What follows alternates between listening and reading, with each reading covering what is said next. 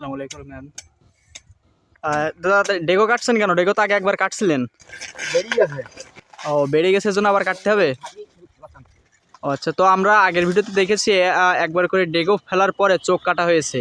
তো এখন আবার ডেগো ফেলা হচ্ছে, কারণ এই ডেগো না কাটলে রস মানে দিবে না। আর ডেগোটা যদি কাটা হয় তাহলে রসটা টানবে বেশি, মানে রস পাওয়া যাবে বেশি। এই জন্য আবার নতুন করে ডেগো কাটা হচ্ছে, তারপরে ভাড় পাতা হবে। তো আপনারা ভিডিওটি দেখতে থাকুন। তো ডেগো কাটা হয়ে গেছে, এখন এটা একটু চাচা হবে, চাচার পরে ভাড় পাতা হবে। তো আপনারা দেখতে থাকুন।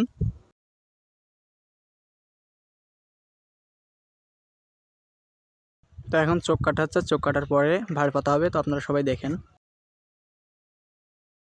তো এখানে একটা কথা বলে রাখি, আপনারা আমরা যে রসগুলো খাই, কোনো ভাড় অথবা জগ বলেন, যেটাই বলেন, সেটা থেকে আমরা ঢেলে পরে মুহূর্তের মধ্যেই চুমুর দিয়ে খেয়ে ফেলি।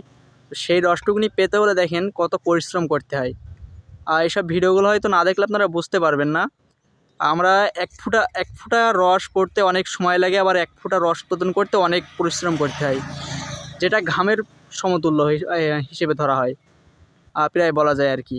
আমরা যেটা এক চুমুরেই খেয়ে নিই, সেটা গাছকে দিতে কয়েক ঘন্টা লেগে যায়। তো আপনাদের একটু দেখানোর চেষ্টা করি। রসের ফুটা পড়ছে, এই যে দেখতে পাচ্ছেন। দাদা এই গাছটা তো মনে হয় প্রচুর রস হবে নাকি? যেহেতু রস এখন থেকেই পড়া শুরু করেছে, মনে হচ্ছে তো প্রচুর রস হবে। এই তো ভাড়টি পাতা হয়ে গেছে, এখন লেবে যাবে। আপনারা দেখতেই পেলেন এই গাছটিতে অনেক রস হবে আশা করা যায়।